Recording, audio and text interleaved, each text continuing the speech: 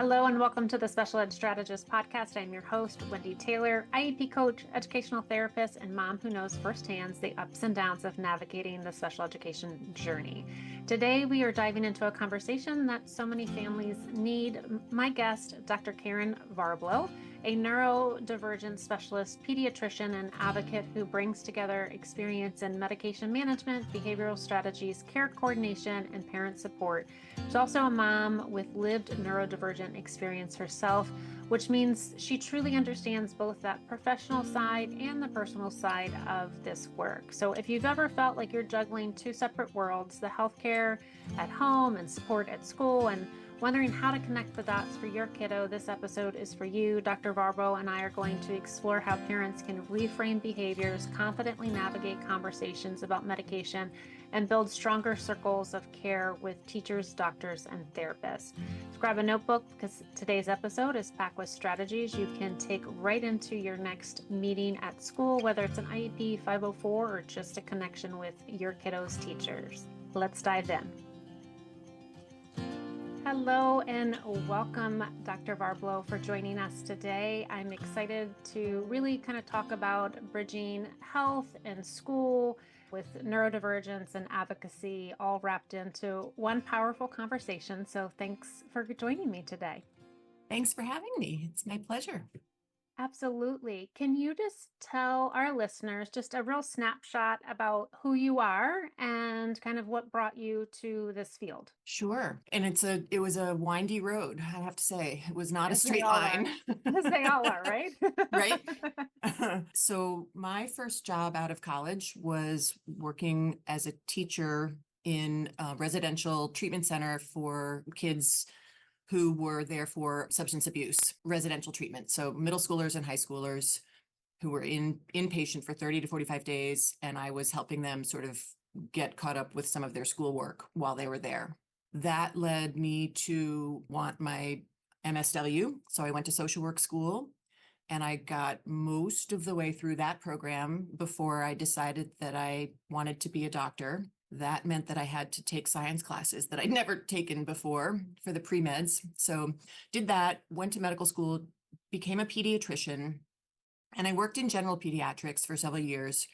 While I was in medical school, I myself was diagnosed with ADHD.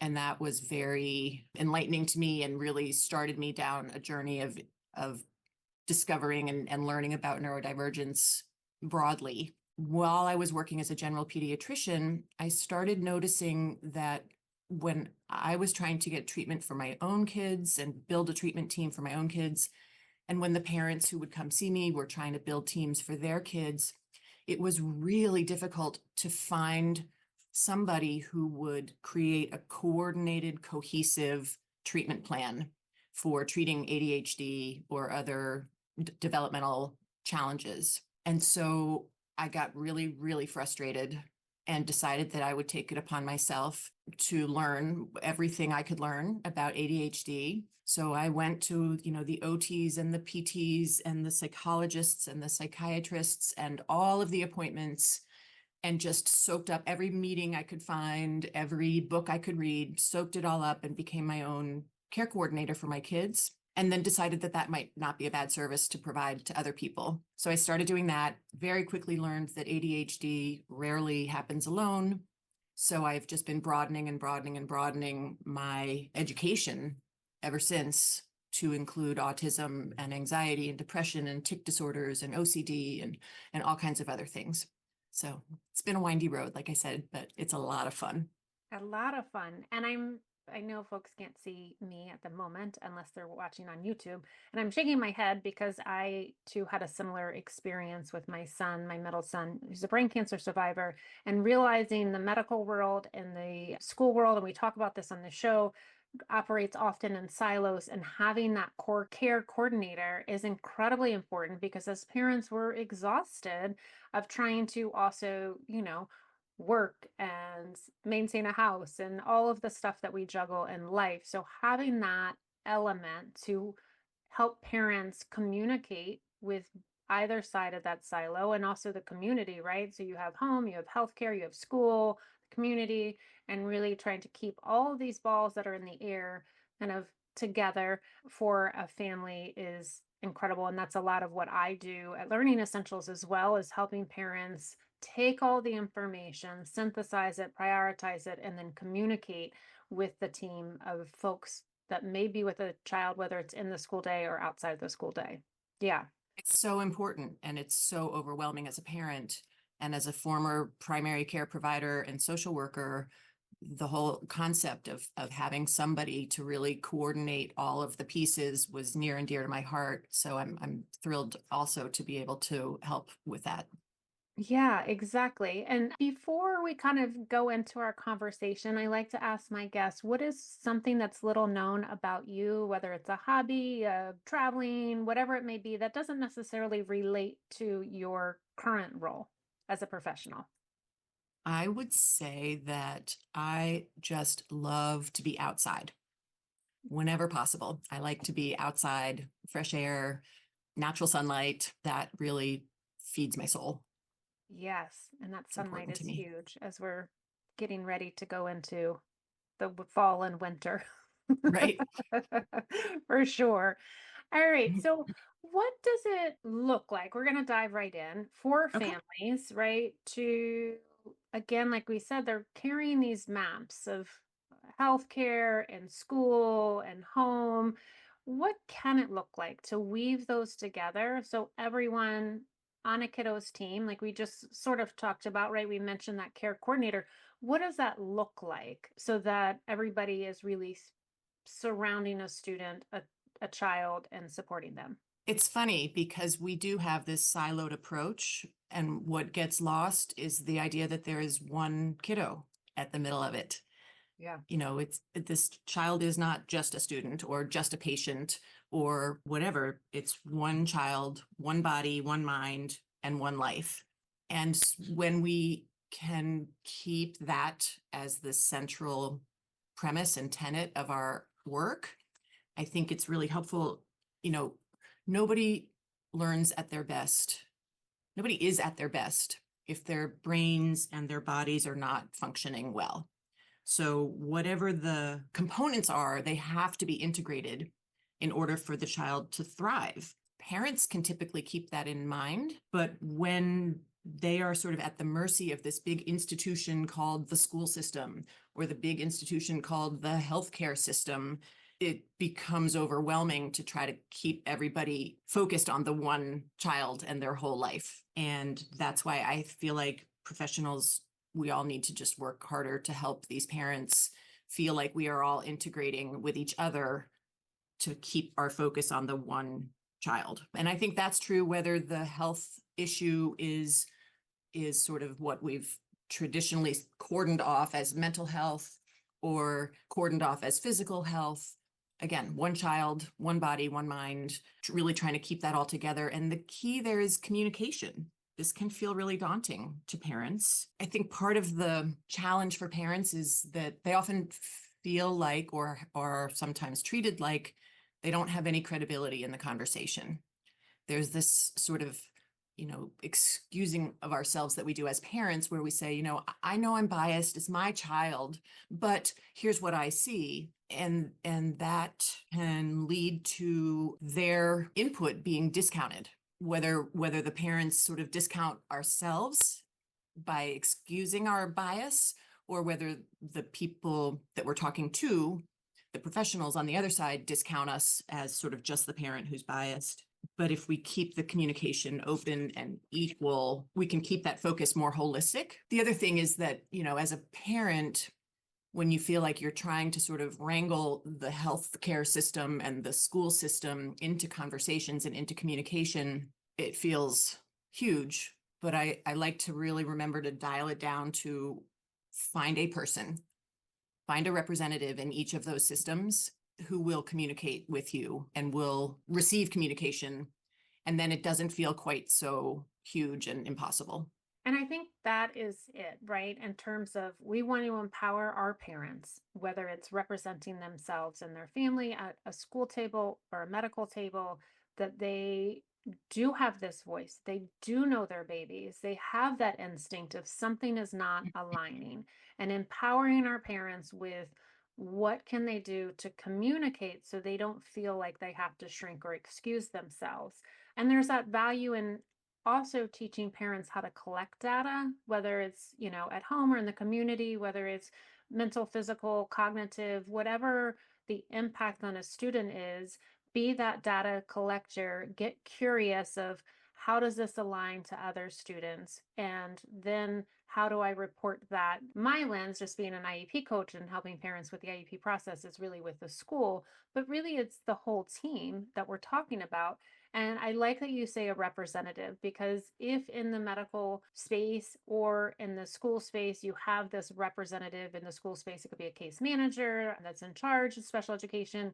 If you're into that process or seeking an IEP, it could be the guidance counselor, but somebody that can really be a point person, even though you're going to be the head of that. But then you have these point people that can help them communicate with the team of, this is what we're seeing, this is what this diagnosis is, and this is what it means for this particular child. Because we all know that even though we have a diagnosis, it looks very different for different kids. Yeah. 100%. Yeah. Yeah. Yeah. And rather than sort of consider, how do I communicate that to the school, right? We need to make it all bite-sized and manageable. And you don't need to communicate it to the school. You need to communicate it to one person who gets it and will advocate for you and your child to the rest of the big system. How can parents introduce, kind of thinking of that data point, how in your experience can parents introduce data from the medical in a way to the school that holds value? Everybody has their own style. What I've noticed over the years is that there are some people like to communicate data in sort of spreadsheet form or questionnaires or as data.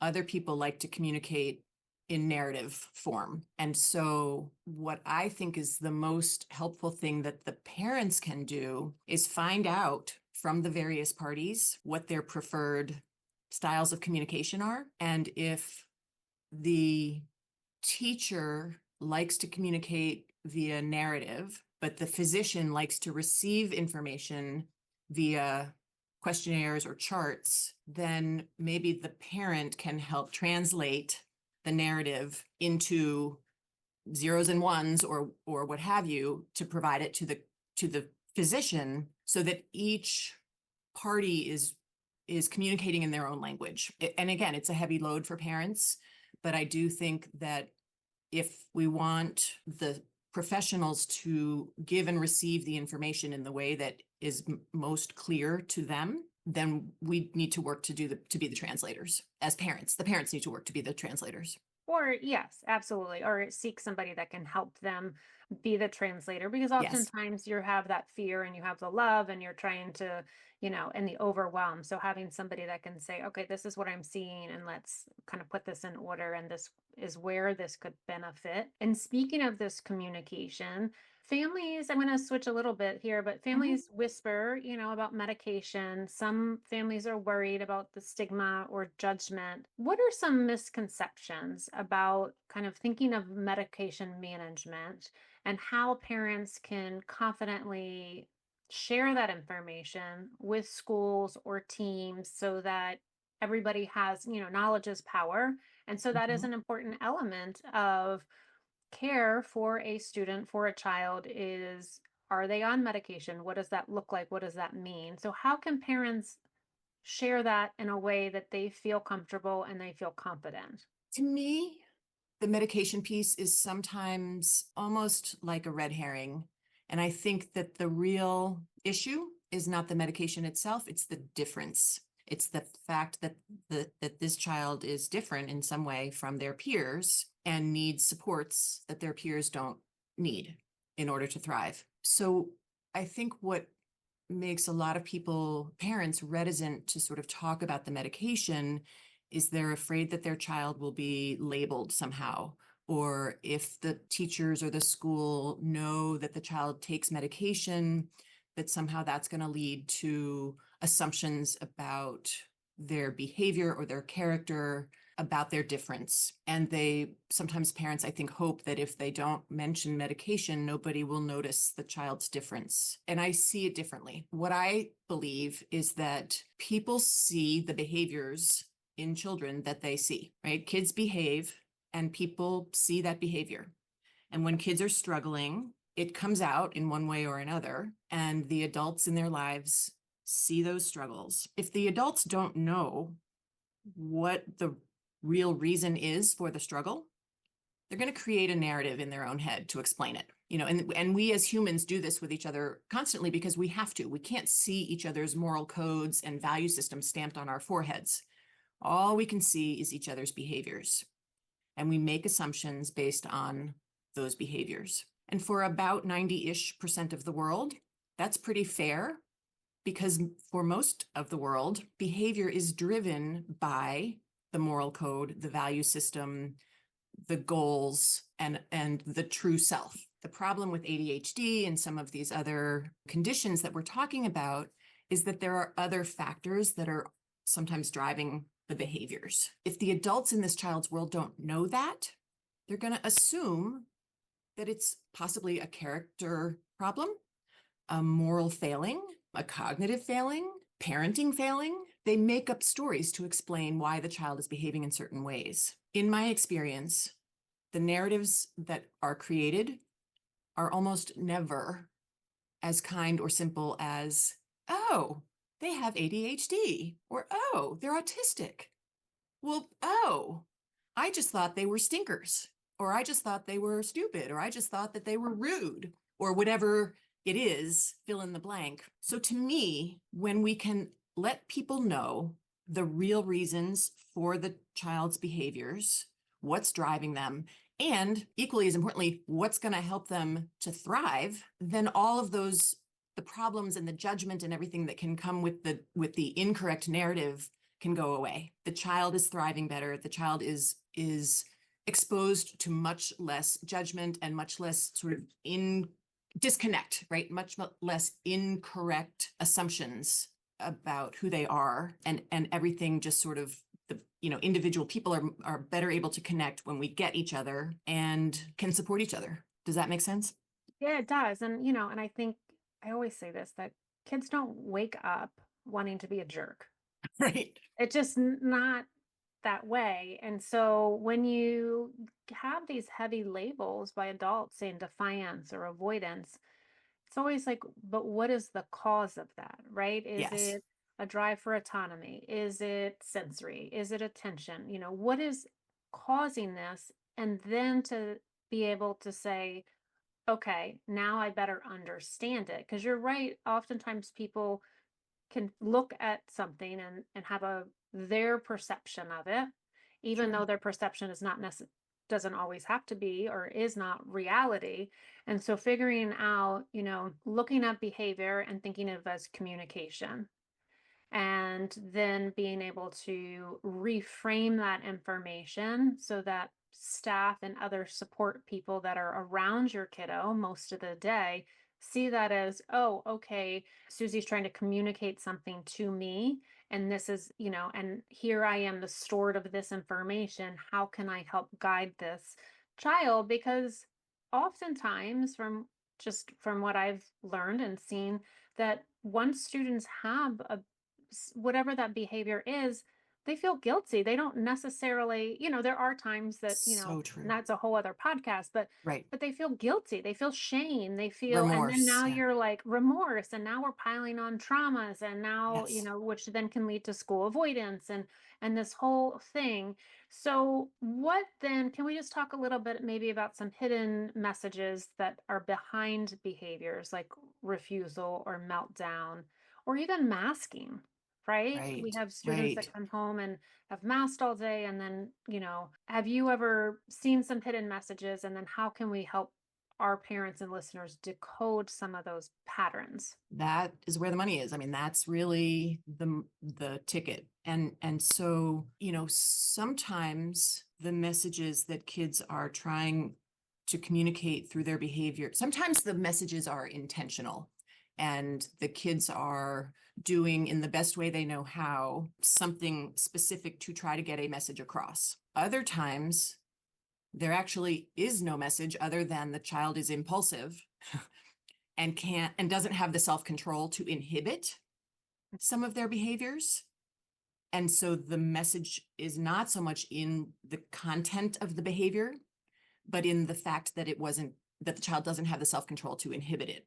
So it can be a little tricky how much interpretation, how much weight we give the sort of the content of the behavior, because sometimes it just doesn't mean what it looks like it means. It just means that with more self-control, the child would change their behavior because their behavior is not being driven by their sort of rational, logical part of their brain. So it can be tricky, but I think like I believe that kids just want approval. They want to please people.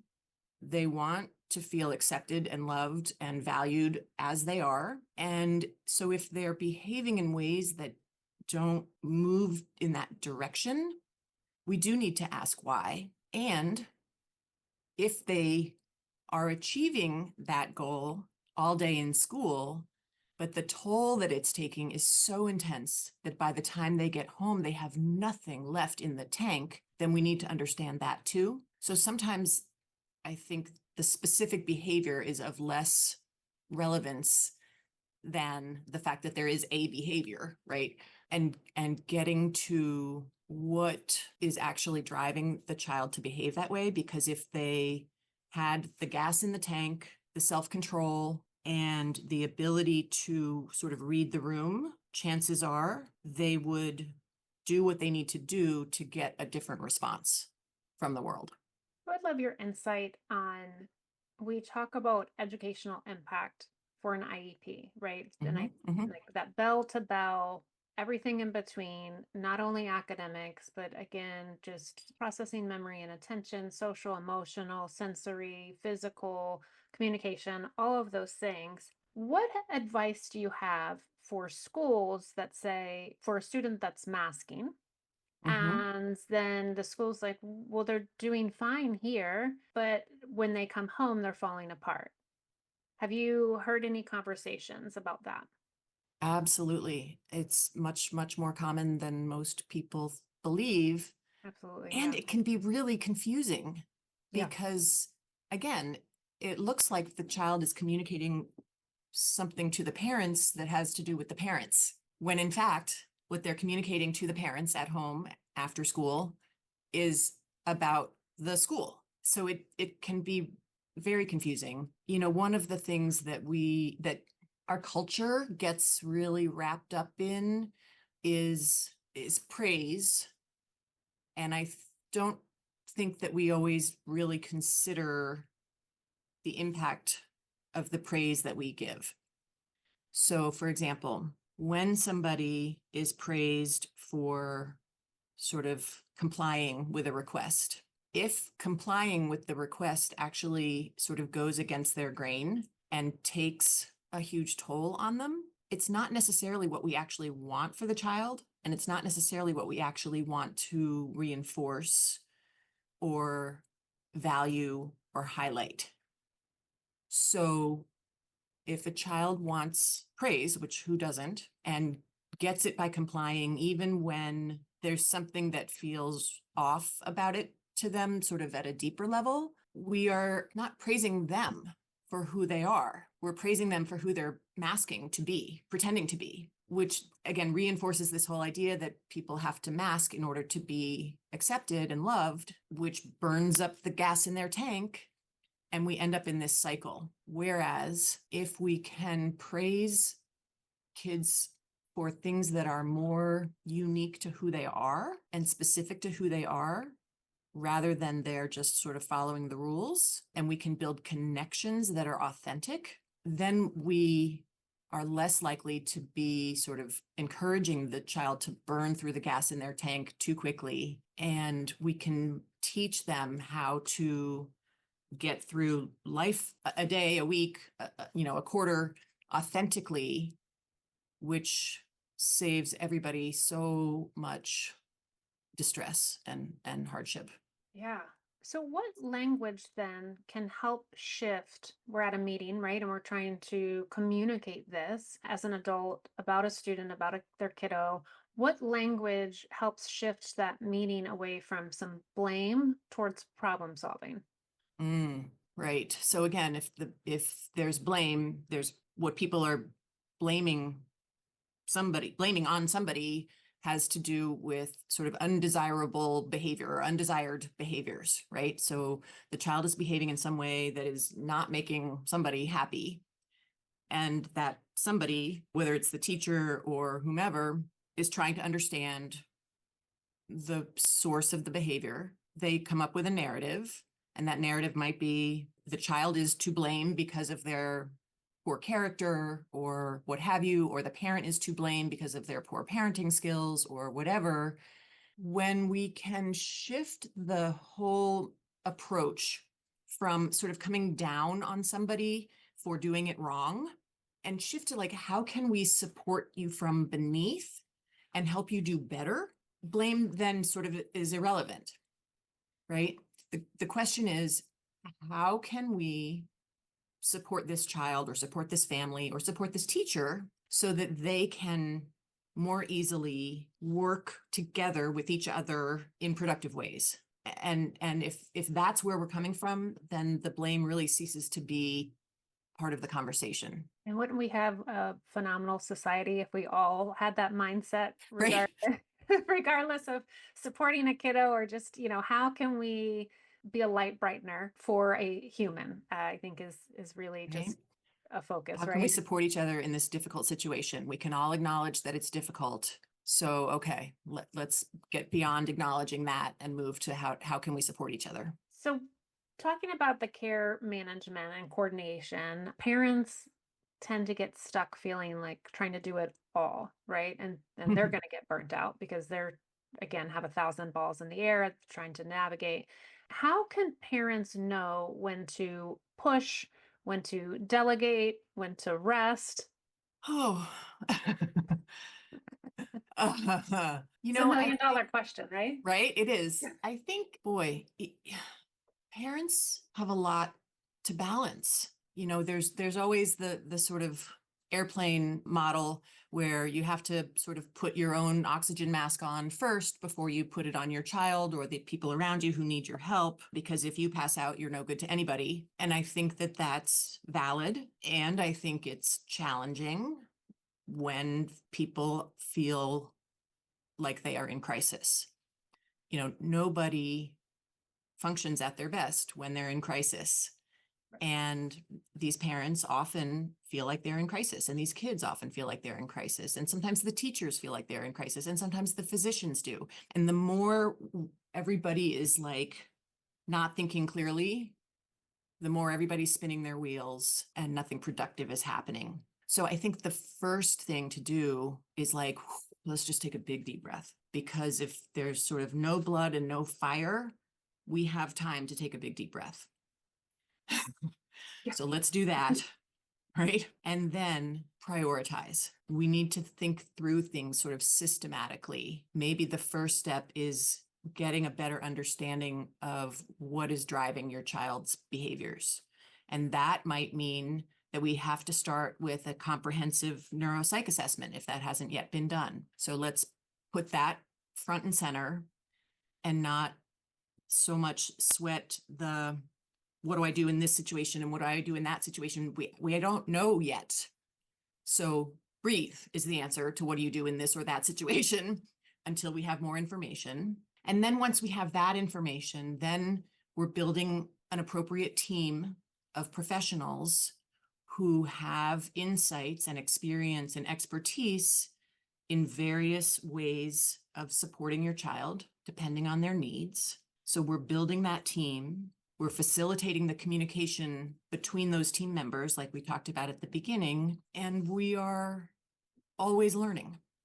We're always learning. We're not always getting it right. Sometimes we do a lot of learning by default, by process of elimination, right? We tried that. Nope. Tried that. Oh, nope. That wasn't it either. But we'll get there, and we're still learning and we're still making progress. And to keep in mind that nobody is perfect. And all we can do is keep learning and keep moving forward and keep the communication open and keep supporting each other the best way we can. And knowledge is certainly power. So if a parent could hand a teacher a one-page about their kiddo, is there anything that you would recommend that would really capture, I want to say the strengths as well. I really do want to start with the strengths because I am a firm believer we could take those strengths to support any learning gaps or needs holistically, wherever that may be, in a neuroaffirming way. What would you recommend that the school can then actually use for a student, that you don't have to tell the whole story, but how do we do a one page that's powerful, that really then sets the stage of this is who my baby is? Yeah, I love this question, and I do recommend that parents do this at the beginning of each school year because I think it can be enormously helpful. And I do like to start with the strengths. Have the parents sort of draw a little verbal picture of what it looks like when their child is thriving. What does it look like when they are doing the things they do well and shining, so that we know what the goal is? Now we have what we're shooting for. And then I like to frame these letters in terms of what's worked in the past for other teachers, because we have history, we have experience. We hopefully have had teachers along the way up to this point who have figured out ways to connect with the child and bring out their best. So that would be the next thing that I would like to focus on is, sometimes, or what I've been told from other teachers in the past is when X, then the best thing to do is Y. Or, when you see A, it really helps to do B. And you're not telling the teacher how to teach your child or how to do their job. You're just giving them the benefit of prior experience and saying, I trust you with my child. And I know that sometimes being my child's teacher can be frustrating and it can be hard. It can be challenging. I acknowledge that. And I don't want you to get frustrated. I don't want you to have a harder time than you need to have. So here are some tips that have been helpful to other people along the way. Please let me know if there's anything I can do to support you in other ways as the year progresses. Make yourself an ally and let the teacher know how to know if they're getting it right based on what it's been seen in the past. Yeah, and I think that's incredibly important. And I also share, here's my phone number. You can text it, you can call it. Here's the best email. This is the easiest way to get a hold of me, so that if another professional has questions, they can come back and, some parents only like texting, some parents, and conversely, some teachers only like, forms of communication. So I think it's very helpful to put all of that information out there. Speaking of communication, some families, they might not be able to attend every meeting, or they may not be able to email every day. Is there kind of a weekly practice for families that you've recommended to kind of stay ahead, whether it's, a Sunday night, a Friday reflection, a 2-minute check-in, that really kind of keep health and school on the same page? Again, that brings me back to sort of how do the professionals prefer to receive the information, right? Again, some prefer sort of zeros and ones and some prefer narratives. I think that we first, as parents, we first want to sort of identify what information do the various parties want and how do they want to receive it. Not everybody wants a 4-page narrative every Monday morning to start the week with, right? So, but some people do. Some people would find that very helpful, maybe. So figuring out what information does the professional need and what's the best way for them to receive it. Sometimes that means working with the professional to figure out what questionnaire or survey or chart works best. I think it's independent, but it's back to the communication piece. Am I reading your question right? Yeah. So yeah, no, absolutely. And it is understanding that communication piece and being able to share some reflections as a parent of this is what's happening at the home, the community. This is also what we're hearing from school, in a way that doesn't overload the other professionals, but in a way that still keeps that biggest impact over time, whether it's a small routine of, I've had parents use the recording app on their phone to send just a speaking message, and whatever way makes sense, and also coming up with a school home communication as well, whether it's a living document that people can follow and share. So having kind of those out of the box conversations at a meeting to really establish what can that strong communication look like for Exactly. all parties. Yeah, I Yes. think that's Yeah. important. What advice do you have for parents that may freeze in a meeting, right? So that they may just be able to have like a little script they can use when they just feel whatever they may feel, and or if a school dismisses their concerns or pushes back, is there a script that you like to share with families that they can kind of keep in their back pocket so that they do feel like, all right, here, this is neutralizes the conversation and sets this collaborative tone for a meeting. Yeah, it can be really intimidating to be in some of these meetings, especially when things are not going well Mhm. for your child, either at school or at home or both. And you're worked to the bone and and you feel judged. That can be really hard. And it's common, I think, for parents to freeze. I think again, remembering to breathe, literally, I mean, really, like, take a big deep breath. Remembering to do that can be hard. But I do think that's like, make that the mantra for when, for throughout the breathe, breathe, breathe, breathe, breathe. Okay. And I think being authentic is generally the most effective style of communication. So I think it's okay to say, I'm getting a little overwhelmed. Give me a second. And then to say something like, I realize that my child is not the easiest kid to have in a classroom with 29 other children. I realize that he or she can be a challenge. Trust me, I get that. And here's the thing, like, my kiddo is not a 50th percentile kind of a kiddo, right? They have real strengths, they have real challenges, and their brains work differently from the 50th percentile kids' brains. And so everybody has found it helpful in the past. Again, I'm going back to previous teachers. Everybody has found it helpful in the past if we can figure out how to make the child feel supported. If we can make the child feel supported, trust me, everything else will get easier. So can we focus on that? And the way to support my kiddo is not necessarily going to look anything like the way that you usually support most of your kids. And there are ways, so when we think about tracking development over time and growth, and then we take a snapshot of different areas of development, if we could measure not only sort of height, weight, head circumference, BMI, language acquisition, language expression, language reception, like all of these things that we measure, but if we could also measure, art appreciation and ability to read the room and all of these different things, and plot them based on percentile. If we have a 10-year-old child whose art appreciation is at the 90th percentile, but whose verbal expression is at the 10th percentile, and whose gross motor coordination and development are at the 50th percentile.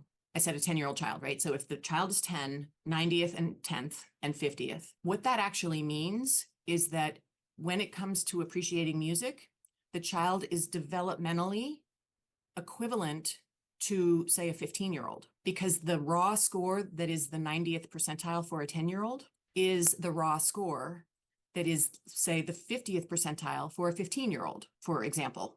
Okay. And then we take the verbal expression and we say, okay, they're at the 10th percentile. Well, that raw score might actually be the 50th percentile for a 5-year-old. So in any one conversation, when a teacher is giving any one set of instructions, when we're getting through any one lesson, we're dealing with a 5-year-old, a 10-year-old, and a 15-year-old all in one. And it's really confusing, really confusing. The more we can get our heads around, like, we are not going to get this child who's developmentally 5 in this arena to behave like the 10-year-old peers. So let's stop expecting that of them. Let's start expecting them to be 5 in that arena and support them the way we would support a 5-year-old, even though it feels like coddling or it feels inappropriate or it feels however wrong it feels. If that's where the child is developmentally and that's what they need, then that's what we need to do. And that is a very clear way, I think, to express that to teams, of just a great visual of using data, right, to identify these lagging skills, to identify these super strengths, and to put it in that framework, especially if you are writing IEP goals. Yes. To be able to take, okay, because if I am saying a baseline at this age and my expectation is to move the student forward, we really have to start at that data point and that present level of performance, so that we can then say, this is a more appropriate goal. Because if we have a goal that is misaligned, Yes. that student's never going to reach it. And then people are going to be frustrated. The student's going to be Everybody's going to be frustrated. That's Yep. right. So I Yeah. think that is really incredible to be able to do for teams, again, whether it's outside the school day or inside the school day, but specifically inside the school day, so that we can then set up, because, we know the crutch of our IEP development is that present level of performance, the parent input statement, and then taking that, because needs drive services. And so needs drive goals, who then in turn drive services. So if we're able to really take that data that's given and formulate goals and services, we are really then at the heart of an individualized educational program or plan. Yes. Yes. And the thing is, it's hard for people to get their heads around, like, but they're so amazing at this, that, or the other thing. How Yeah. can it be that they can't tie their shoes? Well, I don't know, but they can't. So let's just accept that they are way ahead in some ways and way behind in others, and they're right on track in certain ways, and try not to get too wrapped up in those contradictions, because we're all walking contradictions in our own ways, right? These kids more so than the 50th percentile kid. So if we can sort of, yes, use this data point and say, think of him as 5 or her as 5 when we're in this arena of development. And yes, think of them as 14 or 15 when we're in that arena of development. And I know that that's really hard to fit into one conversation or one set of directions, but that's where they are. That's where they are. Yeah, I think that is really critical for that understanding and to the really truly support a student just from that data standpoint. And that's really Yes. what we want. And that's how we can then understand. And even if we don't have a full neuropsych for a student, really framing it of that way as well, we may not have metrics, but their metrics can look very different, right? And Yes. so whether Yes. that's observation or whatever that may look like, Yeah. in this arena, here's our strengths, here's our, superpowers. In this arena, we have these lagging skills, and this is what it looks like. Because I think that dichotomy that you laid out can be very confusing for Yes. for professionals when they're supporting a student, because they do see these higher skills, that 15-year-old brain in there, but then they also see these very premature skills that are lagging. And so how do we bolster one and use the other to really come together to support a kid? Absolutely. The other thing that can be confusing, I'll just say, is sometimes these kids, for whatever reason, will take one of those lagging skills and knock it out of the park. They will perform phenomenally. And then the world says, I knew you could do it. The fact that you haven't been doing it must mean that you are willfully being difficult. Right? You're willfully obstructing this process because I've seen you do it. I know you can. What we have to keep in mind is that the reason they knocked it out of the park that one day was because of who knows what, the stars aligned in just the right way or something that we will never understand. But it actually doesn't mean that when the stars aren't aligned that way, that they can do it. So the physical ability to complete a task once does not mean that in real life, an individual can consistently perform the same task at the same level. Sometimes they need more support for whatever reason, and sometimes they need less support for whatever reason. what I like to remind parents and teachers is that what they can expect on an ordinary day is what they can expect on an ordinary day. It's what they see on an ordinary day. The fact that once, months ago, it happened phenomenally well has no bearing on the ordinary day. And so let's focus on where the child is now and support them in the ways that they need right now. Yeah, and none of us perform consistently day after day, Right? pinpoint straight. There's going to be dips, there's going to be highs, and in that is also a lot of information, right? So Right. when it was really well, and you alluded to that, were there supports, or was it just, an understanding that and understanding human behavior that is also very challenging, or can Right. be in that sense, but really setting that stage of, yes, they can do it, but let's look at other factors that may be coming into play, and how to support that. And I'm saying all this, and I know it's not easy from a teacher perspective in a classroom, a lot of moving parts. It's not. So I do find that it is empowering for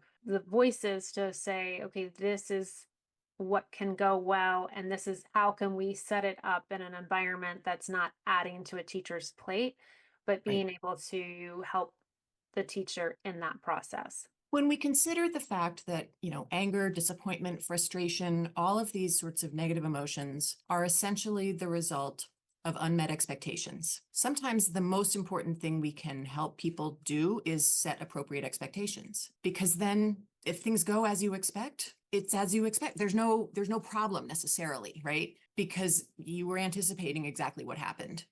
And so by helping the teacher set appropriate expectations, even though you have seen this happen, I often say that nobody calls me in September. My phone is dead in September. And I call the phone company every year and say, like, is something wrong with my phone?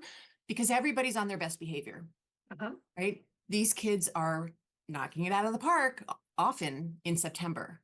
Their gas tanks are full from a summer of low demand and fun and positive reinforcement, and they're trying really hard to make a good first impression. Likewise with the teachers, like, everybody's on their best behavior. Maybe the expectations that we have for October, November, December shouldn't be linear from where they started in September. If we know that about a kid, by the time December comes around, things tend to get really challenging in this way or that way. So know to expect that can be really powerful. Absolutely. I think. And those are some of my busier months. October, Exactly, November, right? December. Exactly. Yeah, exactly. Exactly, So as we wind down, what is one thing that I didn't know enough, or I should have asked, that we haven't talked about? That's a great question. Here's what I would say. These kids can be and can appear to be oblivious to a lot of things and unaware of, not receptive to a lot of feedback. And in my experience, for whatever reason, they also tend to be exquisitely sensitive to what I call sort of negative vibes. Vibes of disappointment, of frustration, of, just sort of giving up and disapproval. And so as much as the adults in these kids' worlds feel like we are doing a good job of sort of not vocalizing some of our anger, frustration, disappointment, disapproval, I promise you that the kids are picking it up at like a molecular level or something. So it's not just that we need to not say the things out loud, make the disapproving statements out loud.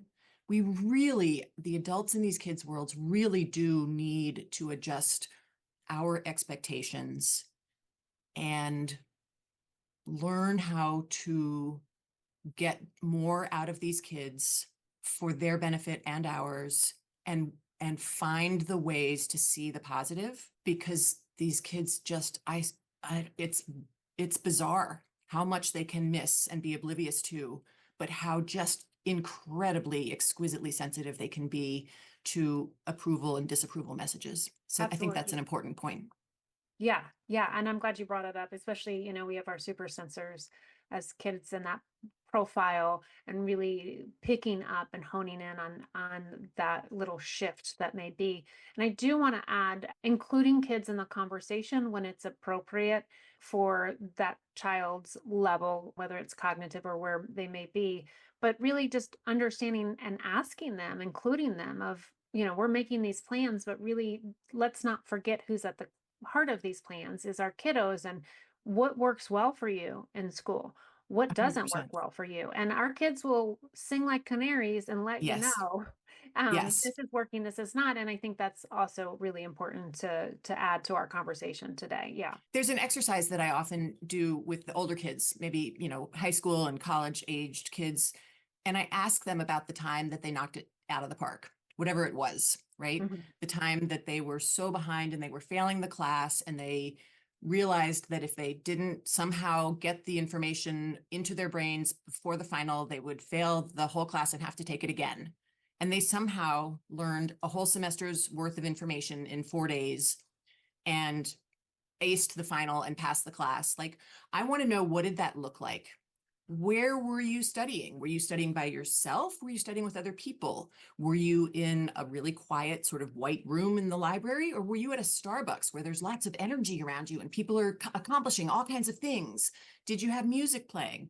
Honestly, for the musicians, I want to know if the music was coming from earbuds, or the speakers were in front of you or behind you, because I've had musicians tell me it makes a difference to their motivation and how energized they get by the music. I want to know every detail, the lighting, everything about what supported you that time that it really, really worked. And let's try to recreate that as much as we can, even if it goes against sort of conventional wisdom of, no, you need a place with no distractions, and Starbucks is a horrible place to do your homework, or whatever the traditional sort of way of thinking is. You had one final tip for a parent for a billboard. What would it be and why? Listen to your kids. They will tell us. They will tell us everything we need to know if we can close our mouths long enough to listen. Close our mouths, open our ears. They will tell us everything we need to know. Well, Dr. Varblow, I appreciate your time today and all of your tips and information. How can folks find you? So my website is www.drkarinmd.com, and it's Karin with an I, so DRKARINMD.com. And you can always reach me through my website. My phone number is there, and I look forward to hearing from lots of folks. Yeah, this is my topic of interest, so I'm always happy to talk about it. We'll have all that information in the show notes. So thank you so much, and we appreciate your time. Wendy, thank you so much. This was really a pleasure. Wow, what an incredible conversation with Dr. Varblow. I hope you feel a little lighter, more empowered, and ready to see yourself not as the observer, but that CEO of your kiddos' care team. I want you to see if you can take one small way to connect the dots between home and school this week. That could be sending a short snapshot of your kiddo to their teacher, starting a 2-minute weekly reflection on what worked and what didn't, or practicing a go-to script for your next meeting. One step at a time is all going to add up to that real powerful advocacy. So if this episode encouraged you, please like, follow, and share the Special Ed Strategist with another parent who needs support. Together we can change the way schools and families partner with our kiddos. Again, I'm your host, Wendy Taylor, IEP coach, educational therapist, and your guide on this journey. Thanks for listening. I'll see you next time. Bye for now.